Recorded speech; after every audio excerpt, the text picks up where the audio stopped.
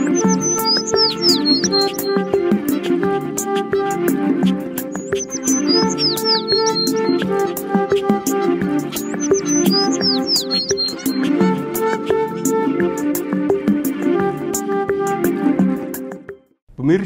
jumpa lagi kali ini dalam dialog National Intelligence Estimate, masih dengan tema Indonesia Masa Depan. Pada kali ini kita akan membahas tentang pendekatan dialog dan paradigma baru dalam penyelesaian konflik di Papua. Sudah hadir bersama saya pada hari ini adalah dosen pasca sarjana Universitas Pelita Harapan, Dr. Adriana Elizabeth MSc, dan kali ini beliau akan berdialog secara mendalam karena sudah sejak lama beliau berkecimpung dalam masalah ini. Selamat datang Bu Adriana. Terima kasih sudah mengundang saya, Bung Adrian.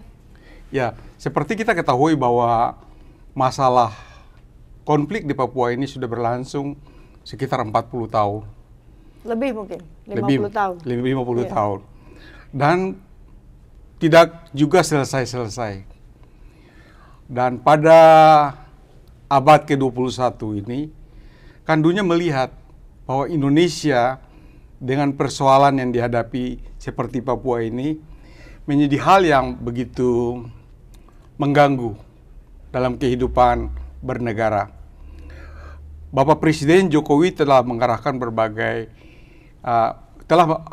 melaksanakan berbagai kebijakan di bidang pembangunan, dan begitu juga kebijakan-kebijakan untuk menyelesaikan konflik Papua. Ibu Adriana mempunyai pengalaman yang cukup panjang dalam apa yang disebut Jaring Damai Papua. Bisa Ibu ceritakan bagaimana pengalaman Ibu dalam proses pendekatan dialog yang dibangun pada saat masa yang lampau? Silakan, Bu. Baik, sebetulnya kalau bicara Jaringan Damai Papua itu tidak terjadi tiba-tiba, karena itu semua hasil dari riset yang dilakukan oleh saya dan teman-teman di LIPI pada waktu itu. Nama LIPI sekarang sudah berganti ya, Bung Adrian, jadi BRIN. Nah, waktu itu di bawah pemerintahan Presiden SBY, kami peneliti diminta untuk melakukan penelitian menggali betul apa sumber konflik di Papua. Ternyata kami menemukan ada 4 persoalan utama pada waktu itu. Tapi selain menemukan masalah-masalah utamanya, kami juga menyampaikan beberapa alternatif solusi yang mungkin bisa digunakan oleh pengambil keputusan untuk menyelesaikan persoalan di Papua. Nah, salah satunya itu adalah proposal mengenai perlunya melakukan pendekatan dialog. Nah, pendekatan dialog pada waktu itu diartikan oleh pemerintahan Pak SBY sebagai komunikasi konstruktif. Intinya memang dialog itu adalah komunikasi.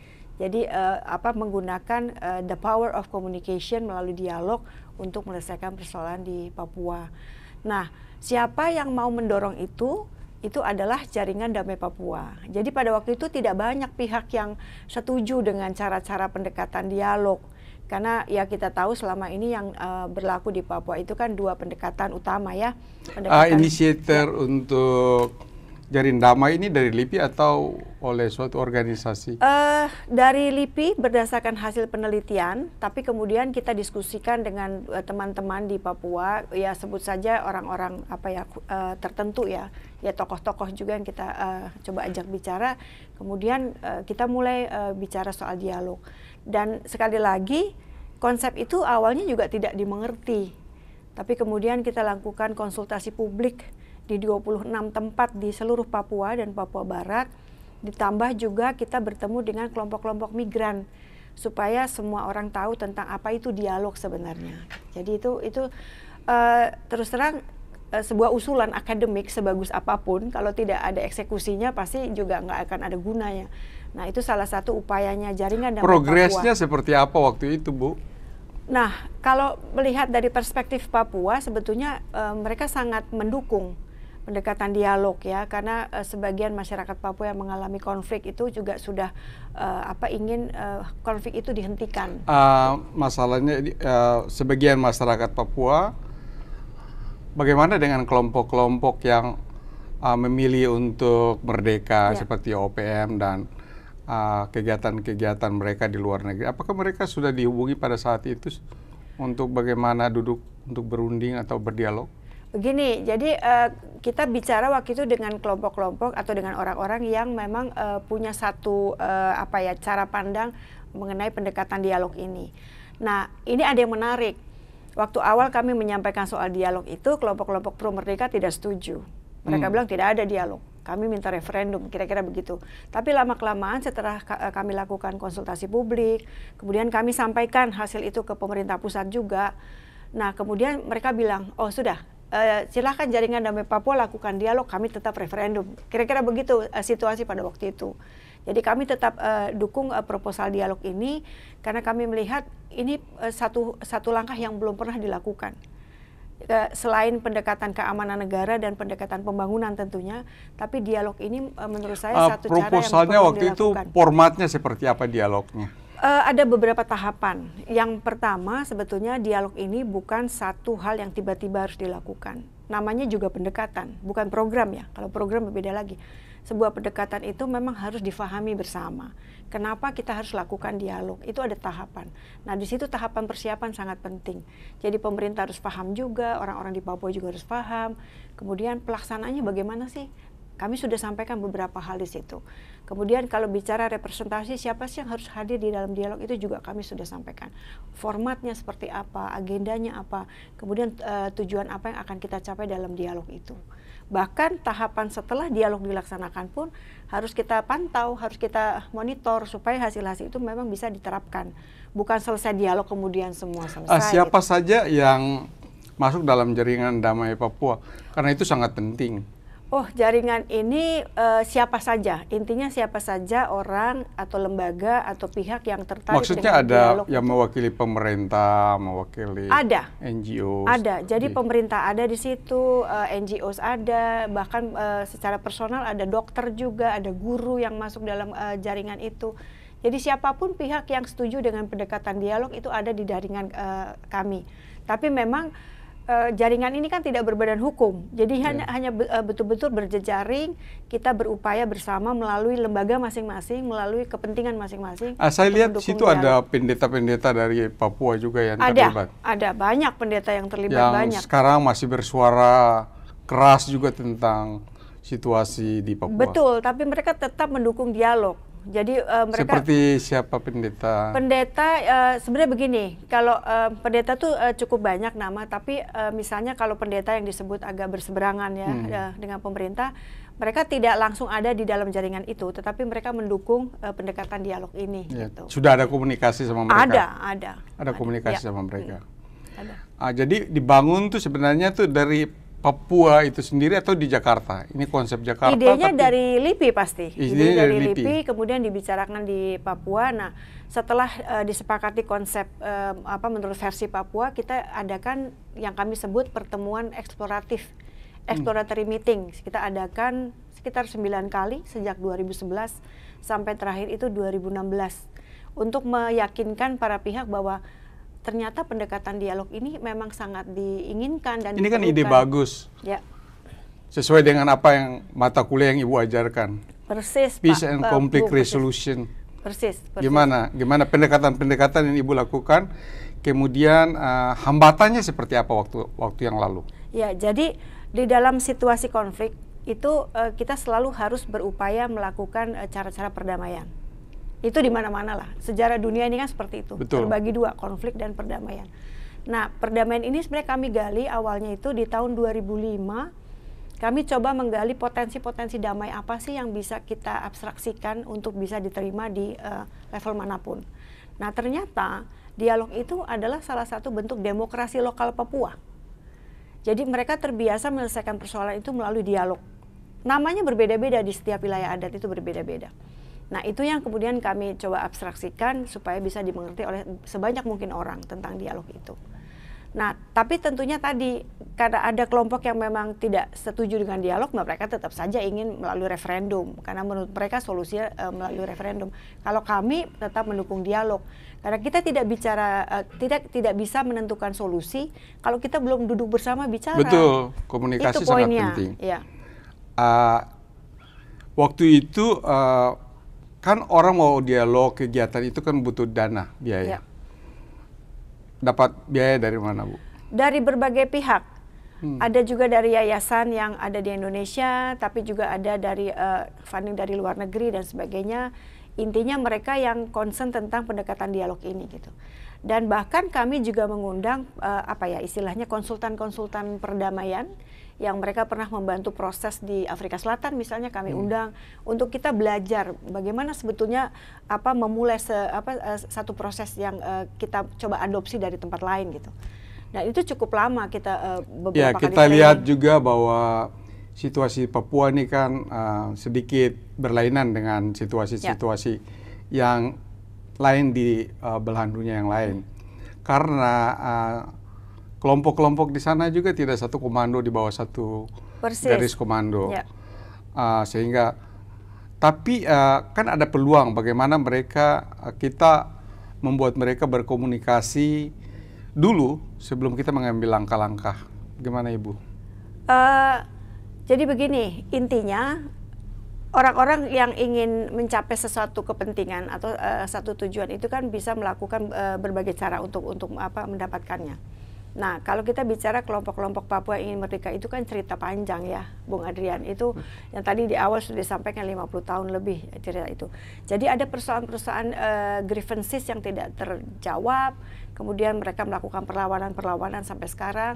Nah, jadi ada cerita masa lalu yang mereka kemudian beranggapan bahwa berdiri sendiri itu jauh lebih baik daripada berada di Indonesia. Kan pemahamannya seperti itu.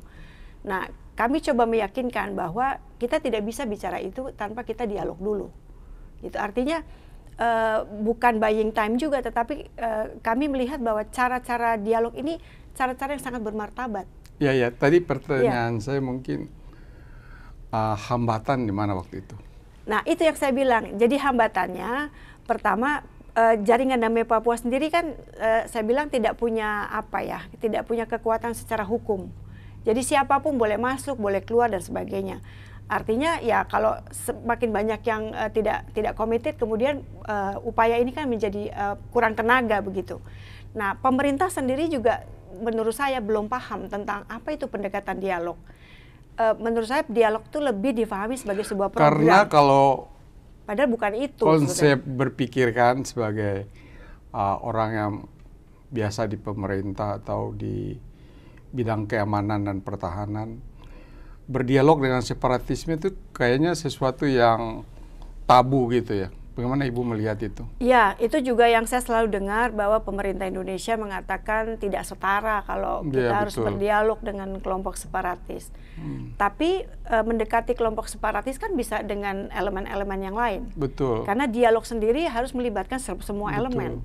Minimal ada 9 elemen yang harus kita libatkan. Pemerintah, DPR-nya, kemudian masyarakat, akademisi, media juga harus dilibatkan.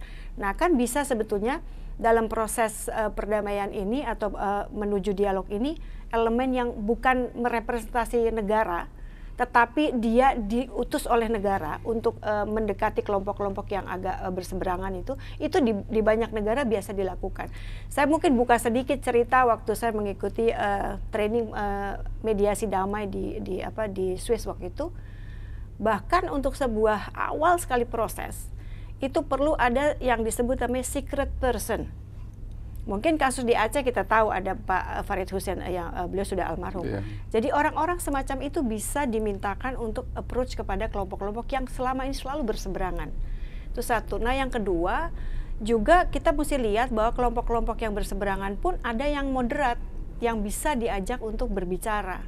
Karena tidak semua juga satu cara gitu ya. Tadi kan saya bilang di Papua ini memang sangat beragam. Mereka punya tujuan sama tapi cara berbeda. Nah, itu yang menurut saya juga melalui proses ini bisa didekati. Dan itu yang belum pernah dicoba, selalu karena posisinya negara tidak setara. Memang tidak setara, tapi kan kalau mau menyelesaikan masalah harus ada cara. Sekarang pemerintah atau Presiden Jokowi kan ada goodwill nih. Ya. Kita dengar bahwa ada goodwill untuk bagaimana menyelesaikan konflik di Papua itu secara damai. Ya. Tidak harus menggunakan kekerasan. Dan Panglima TNI juga sudah mengambil langkah-langkah yang sejalan dengan apa yang diarahkan Bapak Presiden, yaitu operasi teritorial misalnya. Dan kita lihat bahwa ada sesuatu yang baru di sana, situasi baru di Papua, di masyarakat, bahwa mereka welcome pendekatan ini diteruskan. Bagaimana Ibu melihat situasi sekarang dibandingkan yang waktu yang lalu?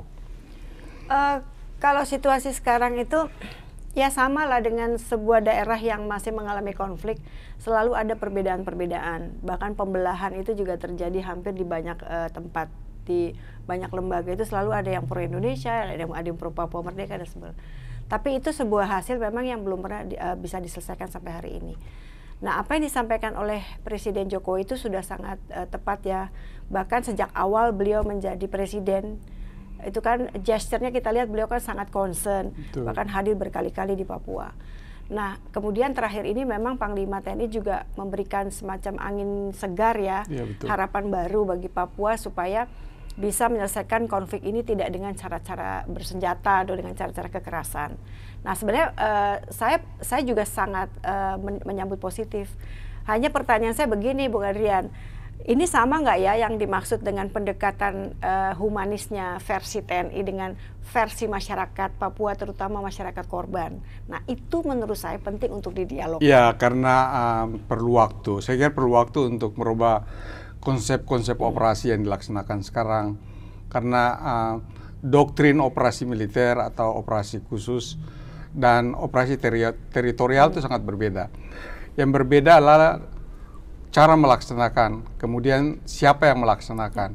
Jadi orang-orang yang terlatih untuk operasi teritorial. Jadi butuh waktu, mungkin ya sampai 6 bulan ke depan mungkin kita akan melihat perubahan-perubahan yang baru.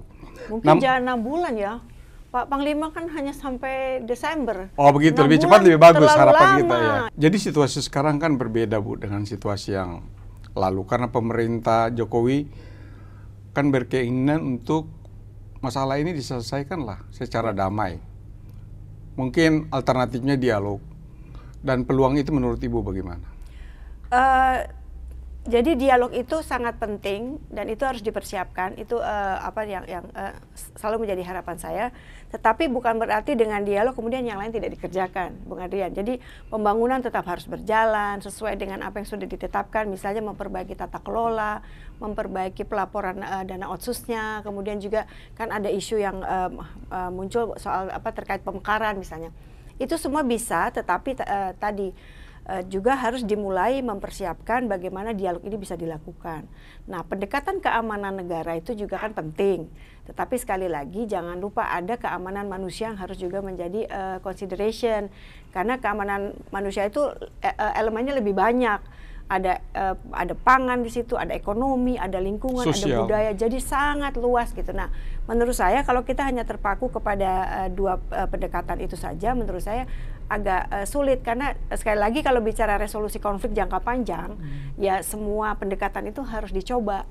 Nah, ini program pemerintah sampai dengan 2024, pembangunan infrastruktur di sana, pendekatan keamanan dan kesejahteraan. Ya. Kan untuk jangka pendek, jangka menengah dan jangka panjang itu penting sekali. Tapi bagaimana kita menyadarkan kelompok-kelompok separatis yang masih di hutan? Bagaimana mereka bisa turun ke menyerahkan senjatanya? Itu kan butuh suatu effort yang besar, Bu. Ya. Mungkin kita juga harus tahu tentang dinamika di pihak kelompok separatis bersenjata di Papua ya. Misalkan kita bicara anggota mereka ini kan semakin banyak, tetapi siapa sih sebenarnya mereka yang menjadi anggota kelompok itu gitu? Apakah semua dari mereka ideologis? Enggak juga. Mereka adalah sebagian misalnya anak-anak Papua yang tidak bisa sekolah, mereka tidak punya pekerja, mereka bergabunglah dengan kelompok itu, Ya, dikasih senjata. sekarang kita artinya sebentar, itu ada aspek sosial, ada isu sosial di situ. Nah, selama ini pemerintah daerah bikin apa? Maksud saya, jadi jangan hanya melihat itu ke kasus konflik bersenjatanya, tetapi siapa mereka. Kalau ada pekerjaan-pekerjaan yang cocok untuk anak-anak itu, kan mereka bisa dikasih pekerjaan yang baik, menjaga bandara atau kemudian dikembalikan ke sekolah. Itu kan tugas banyak pihak. Pemerintah daerah. Persis. Jadi kita tidak bisa menyelesaikan satu soal itu hanya melihat dari satu aspek itu. Karena aspek itu sangat banyak. Dan kalau semakin banyak orang mau bergabung, itu kan berarti ada isu lain di situ. Iya, karena kita lihat dari hari ke hari kan masih ada korban di pihak kelompok separatis. Aparat keamanan juga aparat banyak keamanan, jadi korban. kemudian pekerja-pekerja Betul. sosial, kemudian ada masyarakat kampung. Masyarakat kampung juga, prasarana umum juga dibakar. Dan ini kan untuk jangka panjang kan tidak bagus bagi negara sebesar Indonesia ini. Ibu sudah punya mapping terhadap situasi di Papua? Sebenarnya secara umum situasinya baik, ya, karena ada banyak perbaikan di Papua. Tetapi kalau kita bicara sumber masalah konfliknya itu relatifly masih sama. Jadi tidak bisa bilang misalnya, oh isu di Papua ini isu korupsi. Ada korupsi di Papua, tapi di tempat lain juga ada. Yang tidak ada di tempat lain tadi. Tapi korupsinya lebih besar, karena KPK nggak berani datang ke sana katanya. Nah, karena dikontekskan ke daerah konflik. Sebetulnya kalau mau masuk dan penegakan hukum yang tegas tidak ada masalah. Kenapa harus tidak dilakukan penegakan hukum di tempat itu? Nah, itu sebetulnya juga yang ditanya oleh masyarakat di Papua. Kenapa tidak cepat-cepat diselesaikan kasus-kasus korupsi yang ada di Papua? Kan itu pertanyaannya.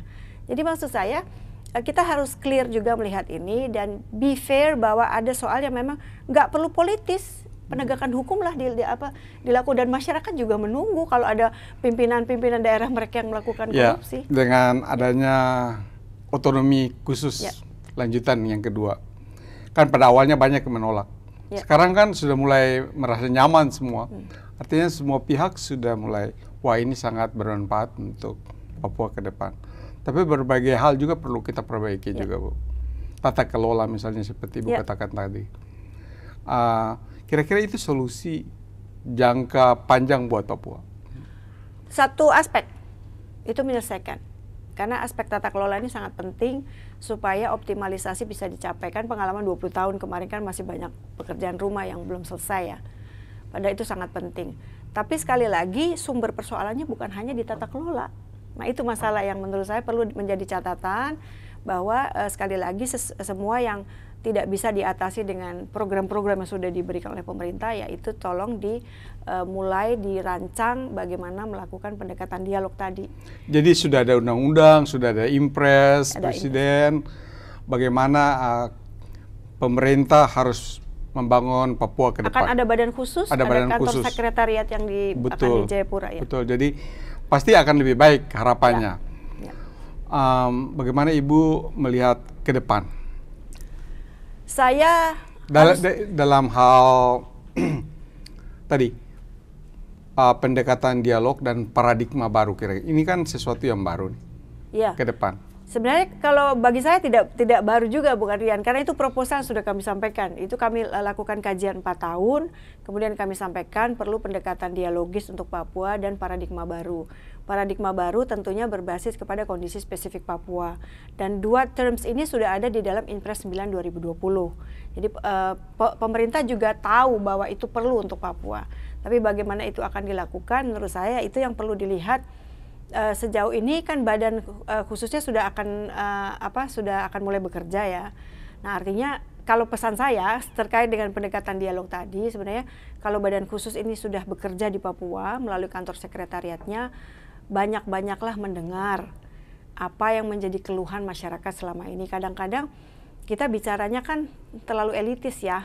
Kita hanya mendengarkan persoalan itu dari pihak elit. Nah, masyarakat ini siapa yang mau dengar? Jadi kalau boleh, badan ini nanti tolong membuka diri untuk mendengarkan apapun keluhan masyarakat, didengar saja dulu gitu. Jangan kemudian di stigma dan sebagainya. Karena hanya dari itu kita akan tahu sebenarnya apa sih persoalan yang dihadapi oleh kebanyakan masyarakat Papua di sana. Gitu. Apakah ini yang hasil riset dari LIPI itu kan ada 4 poin itu. Siap. Apa masih bisa berubah atau memang itu memang akar masalahnya? Sebenarnya gini Bung Adrian, itu dari 12 persoalan kami coba klaster dalam 4. Karena nggak mungkin kita menghafal 12 persoalan itu. Jadi kami klaster ke dalam 4 persoalan. Tentunya di masing-masing itu. Bisa Ibu sebutkan satu persatu? Yang pertama, kita klasternya itu masalah marginalisasi dan diskriminasi. Apakah itu masih berlangsung sekarang? Masih berlangsung, minimal dari perasaan orang Papua. Dari apa yang mereka rasakan sekarang? Jadi kalau kita bicara dalam bidang apa, ekonomi, kesempatan, dalam banyak hal, dalam politik juga mereka merasa, terutama misalnya kita bicara perwakilan-perwakilan yang duduk dalam DPR Papua, kan sekarang banyak juga pendatang yang duduk di situ, jadi orang asli Papuanya representasinya berkurang dan sebagainya. Seperti itu sekarang juga kan kita lihat bahwa Presiden Jokowi udah membuat program untuk bagaimana pegawai negeri, dari mengangkat honorer pegawai negeri. Ya, itu tergantung bupatinya. Kemudian BUMN ada 1000 apa? Ada bupati yang memang sangat memperhatikan angka-angka itu ya. Berapa orang asli Papua yang harus ada di sana, termasuk menjadi anggota TNI juga. Ya, Bintara, bahkan ditambah. Papua Barat minta Tamtama juga dan sebagainya gitu. Tapi dalam realitanya tidak semudah apa yang disampaikan. Pasti itu harus dicek lagi dan sebagainya gitu. Itu baru satu soal. Soal berikut soal pembangunan. Saya bilang pembangunan itu sudah sangat maju di Papua. Ya. Tapi sekali lagi pembangunan itu membawa juga perubahan-perubahan sosial yang baik maupun yang buruk. Nah, itu juga kan harus diperhatikan. Dan masyarakat sekarang pendekatan seperti pembangunan sumber daya manusia, Papua Muda inspiratif. Itu baik, tetapi belum merepresentasi seluruh pemuda-pemuda Papua kan. Maksudnya apalagi gimana? Kan akan dibuat hub-hub di mana-mana. Jadi bicara pemuda tentunya kan kita bicara kualitas sumber daya manusia. Nah, kalau kita lihat dari indeks pembangunan manusia Papua dan Papua Barat itu masih yang terendah di nasional. Artinya apa? Yang mau menjadi anggota atau bergabung dengan Papua Media Inspiratif itu juga masih relatif belum banyak. Karena SDM itu kan masih harus dibangun. Kalau faktanya memang dalam jangka panjang belum bisa semua ditingkatkan secara optimal, kemudian mau seperti apa mereka diberdayakan? Kan itu pertanyaan-pertanyaan seperti itu. Ya, gitu. Karena kalau kita melihat kalau ada daerah-daerah lain yang kira-kira tidak lebih baik dari Papua juga, seperti NTT, Maluku dan lain-lain. Artinya bahwa itu bukan alasan yang menyebabkan mereka mau merdeka gitu. Ya. Nah itu cerita lagi nih yang saya bilang tadi, ada persoalan masa lalu yang belum selesai, yang ketiga, problems itu. Nah itu juga terutama sebetulnya yang perbedaan itu tidak pernah selesai karena interpretasinya memang berbeda. Nah ini yang harus juga itu kan kelompok-kelompok tertentu saja, kelompok-kelompok elit aja. Masyarakat di bawah kan tidak mengerti itu. Sebagian tidak mengerti memang. Tapi saya jadi ingat nih kan kita bicara di era post-truth ya. Jadi tidak mudah meyakinkan orang yang memang sudah punya pemikiran berbeda. Karena mereka menganggap, kenapa kami nggak boleh berbeda? Kan itu ceritanya. Nah, bagaimana mereka mau di-approach tuh? Itu yang menurut saya juga harus dipikirkan. Ya, kalau kita lihat kan, kalau marginalisasi juga tidak. Jenderal banyak dari orang Papua. Ya, duta besar ada. Iya, bupati betul. Mereka, menteri gubernur ada. Mereka, menteri aja. Jadi sebenarnya isu itu juga tidak betul juga sebenarnya. Nah, itu yang tadi sempat saya singgung. Kita mesti lihat ini dari perspektif masyarakat, bukan perspektif elit. Berarti itu masalah sosialisasi apa yang dilakukan pemerintah di sana. Sama seperti masalah dibilang Otsus gagal. Karena apa? Dana Otsusnya itu kan dicampur dengan dana-dana lain. Masyarakat nggak tahu ini sumber pendanaan dari mana. Jadi mereka bilang Otsus gagal. Padahal mereka tidak tahu itu dana dari Otsus. Termasuk kalau bicara keberhasilan, misalnya beasiswa Otsus. Kan banyak anak-anak Papua yang dapat beasiswa, kemudian mereka bisa sekolah lebih lanjut di Indonesia maupun di luar negeri gitu. Nah, persoalan terakhir yang kami coba sampaikan dalam temuan LIPI itu masalah pelanggaran HAM. Bagi saya yang mengikuti proses Papua sebegini lama, sebenarnya HAM itu isu-isu hari-hari. Di mana-mana juga ada soal HAM, bukan hanya di Papua. Tapi kenapa tidak mau Tapi mulai kalau dibuka? dibungkus dengan politik kan jadi lain. Nah, itu yang pernah saya usulkan ke pemerintah 2017. HAM itu kan kita lihat dalam payung yang besar, yang luas. Jadi ekonomi belum maksimal itu juga soal HAM sebetulnya. Pendidikan kesehatan belum optimal juga masalah HAM. Ya, kita lihat di sana, di sini kan Amnesty International juga kemarin mengeluarkan laporannya tentang berbagai pelanggaran HAM di sana. Tapi di pihak militer, polisi juga sudah berbenah juga, Bu. Artinya tidak seperti apa yang kita bayangkan pada masa lalu. Artinya dari waktu ke waktu kan berubah terus, semakin baik. Ya, sebenarnya rekonsiliasi kecil-kecil istilah saya itu juga sudah ada kan. Tapi artinya kita mesti paham perspektif masyarakat korban. Itu yang mesti menjadi. Ini kan terjadi di kabupaten-kabupaten di Pegunungan Tengah. Persis, di daerah-daerah konflik itu. Itu hanya beberapa kabupaten, bukan di seluruh Papua kan, Bu? Bukan, memang. Tapi itu tadi, karena kalau orang karena yang tidak media paham, sosial kemudian mengemasnya seolah-olah Papua itu satu gitu. Padahal Papua itu luas sekali, wilayahnya sangat wilayah adatnya juga beragam. Kemudian fokus wilayah konfliknya itu kan juga tidak di semua tempat gitu.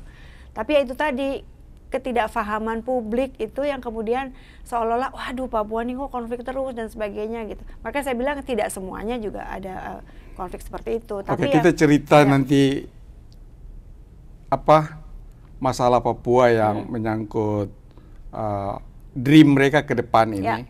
Kan dreaming mereka ke depan ini kan mereka mengharapkan sesuatu yang lebih baik. Bagaimana kira-kira pemerintah harus bersikap untuk menyelesaikan ini dengan pendekatan yang tadi kita sebutkan di judul tadi adalah pendekatan dialog dan paradigma baru. Gimana saran-saran Ibu? Saya mulai dengan paradigma baru dulu ya, Bung Adrian. Jadi itu artinya kita menyelesaikan Papua dengan betul-betul memahami kondisi spesifiknya. Yang pertama, Papua itu masyarakat yang sangat beragam. Salah sekali kalau publik berpikir Papua itu satu, homogen, no. Ratusan suku. Oh ya, itu big no gitu ya. Jadi artinya apa? Bicara satu aspek itu saja itu kita harus betul-betul memahami terutama bagaimana merepresentasi Papua itu. Kalau bicara representasi Papua itu siapa yang mau menjadi representasi nih kalau dalam apapun, dalam politik, dalam ekonomi dan sebagainya. Termasuk kalau bicara dialog. Nah, itu kalau kita mau memahami betul, selain keberagaman itu adalah konfliknya itu sendiri. Konflik di Papua itu sudah meluas, bukan hanya konflik separatis, tetapi juga ada potensi konflik sosial, terutama sejak kerusuhan 2019. Kemudian diskriminasi. Yang satu lagi adalah konflik sumber daya alam. Nah, ini menarik menurut saya. Karena kalau kita tidak pahami, ternyata konfliknya itu cukup beragam juga gitu. Artinya setiap konflik itu perlu penanganan berbeda-beda atau perlu desain khusus untuk menyelesaikannya. Ya, jadi ada kelompok-kelompok di sana juga ingin mendapatkan keuntungan besar dari sumber daya alam. Persis. Nah, kalau saya melihat 3 aktor utama itu kan ada pemerintah atau negara, kemudian ada bisnis dan investasi, dan ada masyarakat adat Papua. Betul. Nah, bagaimana itu bisa diharmonisasi? Sekarang presentasi saham dari Freeport kan udah kepada masyarakat. Sudah 51%. Tapi apakah mereka sudah bisa menyelesaikan pembagiannya sampai ke tingkat kabupaten? Nah, kalau bicara dari kompensasi adat belum. Sampai sekarang belum selesai. Itu masalah juga. Masih masalah. Belum selesai. Tapi bisa. Bisa, harus bisa. Masalahnya ini kan masalah besarannya kita saja. Jangan malas berpikir. Kita harus cari cara bagaimana menyelesaikan ini dengan baik, gitu. Ya, jadi dialog ini kan masih bisa dilaksanakan ke depan. Formatnya seperti Helsinki misalnya? Bisa saja, tapi dimodifikasi karena karakter konflik itu tidak ada yang persis sama. Jadi makanya saya mulai dengan paradigma baru itu adalah memahami kondisi Papua, kemudian kita melihat, kita merancang. Nah, merancangnya ini juga harus bersama Papua dan bersama kita juga. Jadi jangan atau kalau kita mau menawarkan boleh, tapi kita mendengar respons mereka supaya tidak ada lagi penolakan-penolakan. Sebentar, tadi Bung Adrian bilang Undang-Undang 2 2021 hasil revisi Otsus itu sudah diterima. Tidak juga. Ini ada satu gugatan dari Majelis Rakyat Papua ke MK. Itu artinya apa? Mereka menggugat prosesnya, formil dan materialnya, gitu. Artinya apa? itu tadi yang saya bilang, dialog itu kan harus representatif. Nah, bagaimana menggandeng semua untuk elemen-elemen itu? merepresentatifkan orang Papua kan sampai saat ini dari dulu sampai sekarang jadi masalah besar. Siapa yang mewakili mereka sebenarnya? Nah, itu yang seperti kami kemarin coba. 100 orang dibawa ke Jakarta juga, mereka bilang tidak mewakili kita semua. Karena itu sebagian hanya dari wilayah adat tertentu gitu. Ya. Nah, itu yang sudah pernah kami coba yang saya sampaikan tentang pertemuan eksploratif. Itu kita mengundang dari sebanyak mungkin perwakilan di Papua dan perwakilan yang lain. Ya. Pemerintah semua kita undang juga. Jadi langkah-langkah konkretnya ke depan kira-kira bagaimana? Kalau mau dialog dan kita harus ada paradigma baru biar selesai ini masalah Papua. Pertama, dialog itu bukan proses instan. Jadi dialog sendiri itu harus disiapkan sebagai sebuah bentuk pendekatan ya. Bukan program ya. Kalau program nanti bikin dialog ini, dialog itu namanya program. Tapi ini bukan, ini pendekatan. Jadi pendekatan itu harus dirancang bersama. Jadi alternatif penyelesaian Papua melalui dialog itu bisa terjadi dan pasti bisa. Bisa, karena 2017 pun Presiden Jokowi sudah sepakat untuk melakukan dialog sektoral. Bukan Presiden yang melakukan, tapi Presiden setuju ada dialog sektoral untuk Papua. Mulai dari isu-isu pembangunan, kita bicara bagaimana mencari jalan untuk memperbaiki pendidikan, kesehatan, dan sebagainya. Nah, Papua pada waktu itu minta agenda HAM dimasukkan. Tapi belum terjadi kesepakatan, kemudian prosesnya berhenti. Apakah sudah cukup dengan impres itu saja, kemudian undang-undang itu? Impres itu kalau dijalankan, undang-undang 2 dijalankan dengan cara tadi itu. Dialog itu kan the power of communication sebetulnya. Nah, itu saja yang dilakukan menurut saya. Dan itu belum. Masalahnya jadi kan kita tidak tahu hasilnya. Kita dialog aja belum. Ya. Gitu. Apakah harus ada badan khusus atau seperti jaringan damai dibuat lagi atau bagaimana? Menurut saya nggak usah mengulang atau membuat yang baru, persis seperti yang waktu itu sudah disepakati Presiden Jokowi ya di 2017, menunjuk person in charge. Jadi tunjuk saja beberapa orang penanggung jawab. Jadi mereka dulu suruh kita memfasilitasi mereka untuk duduk bersama, silakan kalian bicara dulu apa maunya kalian. Menurut saya juga penting, misalnya dialog internal Papua juga penting. Jadi ya karena keberagaman itu Papua juga harus melakukan dialog. Kemudian pemerintah juga harus paham tentang dialog itu. Jadi bukannya kemudian pemerintah merasa tidak setara dan sebagainya lagi gitu. Karena dialog itu bukan itu gitu. Dialog itu hanya media untuk mempertemukan pihak-pihak yang selama ini berbeda pandangan itu. Sebesar apa optimisme Dr. Adriana melihat penyelesaian Papua melalui dialog? Kalau saya tidak optimis, saya tidak ada di forum ini. Karena saya, itu ya, artinya dari 2009 kami launch tentang proposal dialog itu sampai sekarang saya dan teman-teman masih bekerja untuk itu. Jadi kita saya optimis, sangat optimis. Terima kasih pemirsa atas waktunya bersama Ibu Adriana Elizabeth pada hari ini. Terima kasih.